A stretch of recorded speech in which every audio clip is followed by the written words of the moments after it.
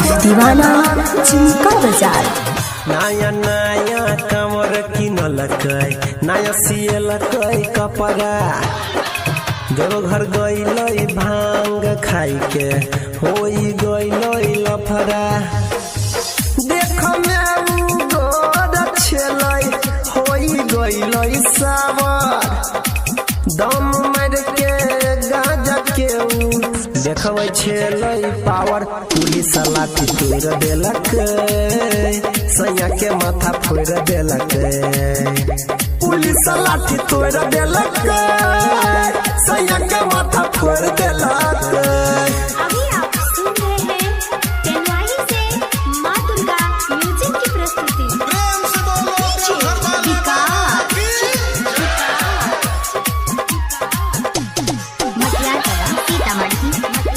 DJ Arif दीवाना चिमका बाजार।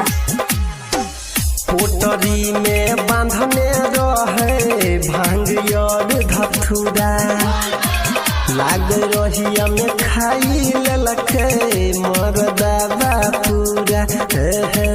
पोटरी में बांधने रहे भांग और धथुरा, बोलबम जय शिव बोलत रहे जिया गेल हमारा जुरा। साथी संगति एकर लफुआ रहे, मन देलक घूरा कि हाथ के मटोर देलक, सैया के माथा फोड़ देलक।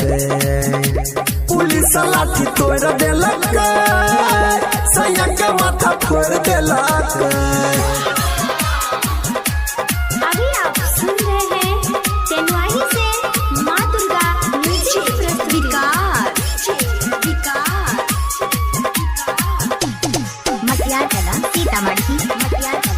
डीजे आरिफ दीवाना चिमका बाजार। ढाका मुखी रेहरम रेली कल कोई बाबा दुआरिया, देखी के सोन का गेल सुना मंदिर के पुजरिया। हो ढाका मुखी रेहरम रेली कल कोई भोला दुआरिया। राइटर पंकज अनिल यादव से हो खोइला देलक के मरिया। नशा में रहे हमरो सजनावा, खींच लेलक भीतरिया, भोला पजला ढार देलक, सैया के माथा फोड़ देलक। पुलिस लाठी तोड़ देलक।